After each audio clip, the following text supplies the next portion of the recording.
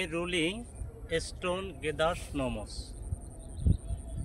অর্থাৎ অলস মস্তিষ্ক শয়তানের কারখানা। আপনার সন্তানকে সাধ্যমতো ভালো করার চেষ্টা করুন। এলাকার বড় ভাই, রাজনৈতিক নেতা, তাদের সাথে থেকে একটু দূরে রাখবেন।